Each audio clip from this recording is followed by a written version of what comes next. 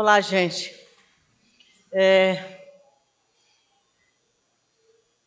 Vou falar, como diz o Tiago de Mello, eu não trago um caminho novo. O que eu trago de novo é o jeito de caminhar. E com isso eu falo da Teia da Sustentabilidade, um projeto que desenvolvemos em Capuí. É um conjunto, na verdade, de projetos que se desenvolve a partir do Plano de Desenvolvimento Local de Capuí. Atualmente é uma teia bem maior e eu vou contar um pouco essa história, como ela se desenvolveu e por que em Capuí, né? E Capuí é um pequeno município que, na língua de índio, significa vento forte e canoa veloz, né? E por que eu fui para Capuí é o que eu queria contar um pouquinho aqui. É um pequeno município e jovem, com uma população muito jovem também. E quando eu trabalhei no Fundo das Nações Unidas, Unicef, eu trabalhei, acho que em mais de 300 municípios no Ceará e no Rio Grande do Norte. Os municípios são parecidos geograficamente, sobretudo os litorâneos, mas aquele município ali era diferente. E ele me encantou profundamente pelo seu potencial transformador, pelo empreendedorismo e pelo poder de mobilização. E eu sonhava um dia poder trabalhar em Capuí, num projeto de desenvolvimento local, né? Eu acho, um dia eu vou morar neste município, um dia eu vou trabalhar neste município, nesta canoa veloz, neste vento forte, né? Este sonho tornou-se realidade exatamente no dia em que eu fui buscar o sonho dos jovens de Capuí, né? Eu fiz uma pesquisa e ouvi 149 jovens sobre os sonhos que eles tinham acerca de seu futuro, né? E eles me disseram que gostariam de ter acesso à universidade, todos filhos de pescadores, né? E eles gostariam de continuar morando em Capuí. E eles estavam muito preocupados com a questão ambiental. Eles estavam preocupados com o desmatamento, com o problema da cassinicultura, com a devastação do manguezal. E naquele dia, eu acho que começava o primeiro projeto da Fundação Brasil Cidadão em Capuí, que era o Reta Final. E essa é outra história que daria para contar aqui outros 10 minutos, né? A partir dali, a gente começou a pensar num projeto, na verdade, de desenvolvimento local em Capuí. Esse projeto era a partir de uma concepção sistêmica de território e tinha inspiração a concepção sistêmica vinha um pouco do Capra, das conexões visíveis e ocultas, da Teia da Vida, e do Paulo Freire, com o qual eu tinha trabalhado na sua metodologia, ancorado em mudança de atitude, atividades econômicas sustentáveis e gestão ambiental, né? Passamos a pensar em projetos que olhassem o território de uma forma sistêmica e compreendesse toda a sua totalidade, compreendesse a relação desta comunidade, que a partir do Paulo Freire, na sua pedagogia libertadora, e a partir do protagonismo da comunidade, entender o território e as suas populações todas, né? Quer dizer, e a partir daí a estratégia era reunir e articular parceiros e, sobretudo, reunir as competências, quer dizer, tinha que ser uma equipe que eu jamais ia ser bióloga, mas eu tinha que eu não ia conseguir nunca ser bióloga, né? Então eu tenho reunido biólogos, geógrafos, pessoas da maior competência para conseguir fazer um projeto que pudesse responder às nossas propostas e implantar tecnologias já testadas e atuar em rede, né? E assim, a partir desse grupo, dessa comunidade protagonista, que realmente era um grupo de jovens atrevidos, maravilhosos, protagonistas mesmo. Não é protagonista, é empoderados, né? Então,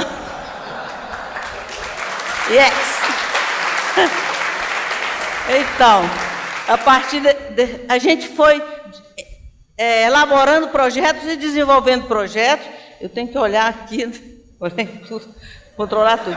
Elaborando projetos e compreendendo e entendendo esse território. Quer dizer, entender o território nas suas dimensões, nas suas populações e entender que esta coluna aí de areia não é apenas um monte de areia exposta ao sol e ao vento, mas é sobretudo um local de recarga de aquífero, né?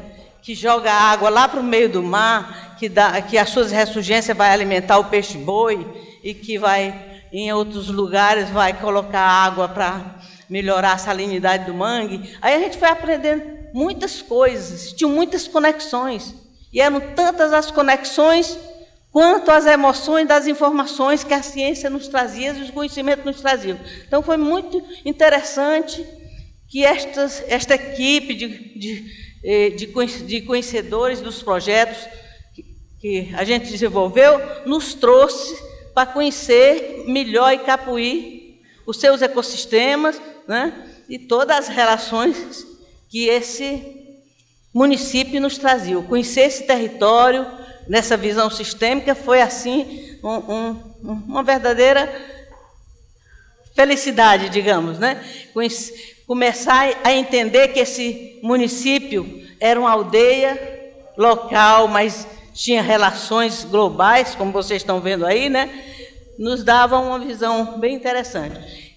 Fez até nos propor políticas, né?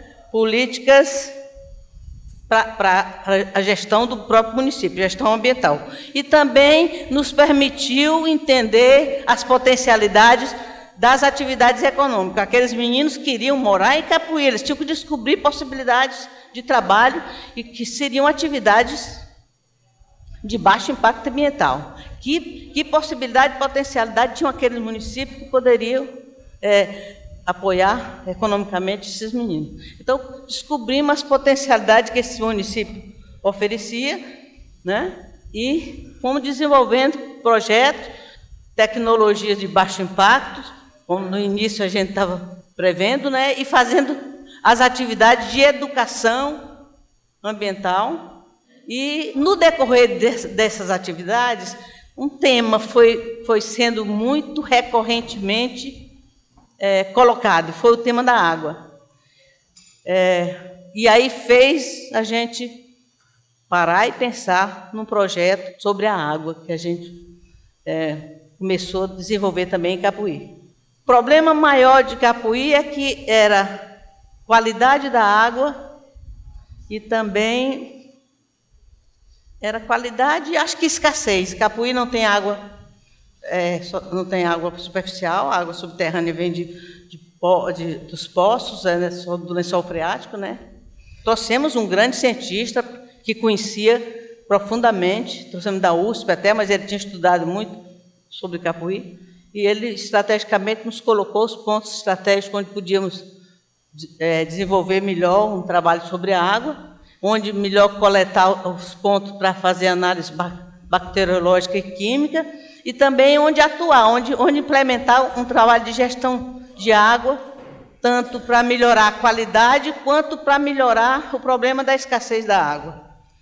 E implantamos algumas tecnologias para melhorar a qualidade da água e para melhorar a escassez da água através da captação da água de chuva e a implantação de canteiros biocéticos, né?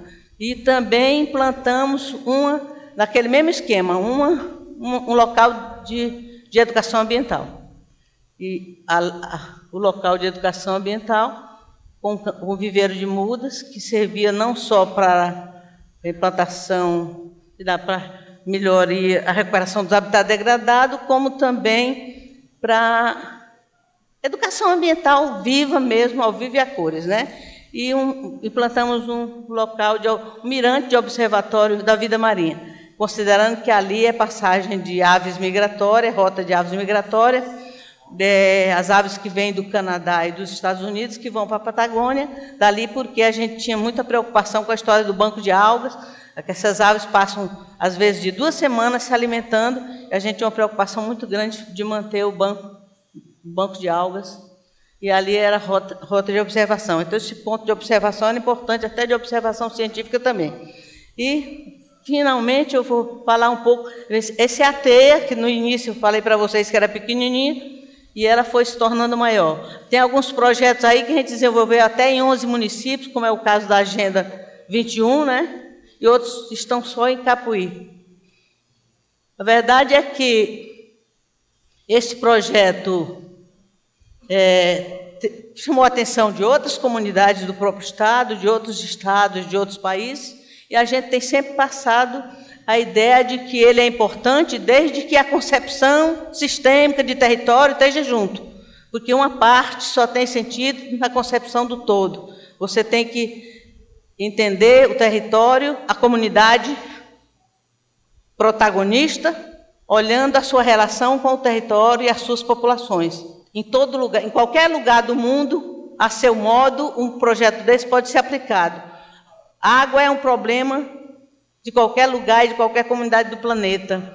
Relação, comunidade e ambiente, meio ambiente, é um problema de qualquer lugar, de qualquer comunidade, em qualquer lugar do planeta. Talvez não seja o maçarico da Patagônia, que vem do Canadá para a Patagônia, mas pode ser outro passarinho, né? Mas eu acho que essas relações locais e também globais, elas estão em qualquer lugar do mundo. A água também é um problema, pode ser salgada ou salobra, mas está em qualquer lugar do mundo. Então, o trabalho que eu faço é mais de mobilização social, e esse aqui é um exemplo de mobilização. Anualmente fazemos um abraço ao mar, para demonstrar a importância do cuidado com o ambiente, com o meio ambiente, e para, acho que, fazer essa corrente meio luminosa de solidariedade, sei lá, solidariedade universal, né? E que ela possa, nesse mesmo dia, fazíamos em Menorca, fazemos assim com o dedo para ver se, né? Porque fazemos parte de uma rede costeiro marinho. Isso foi repetido também em Salvador, em Pernambuco. E essa ideia, um dia, quem sabe, a gente possa abraçar o planeta nessa corrente que eu falava. Eu, pessoalmente, espero fazer mais nós e dar laço nessa teia, para que a morte não me pegue um dia solitária sem ter feito o que eu queria. Ok? Obrigada.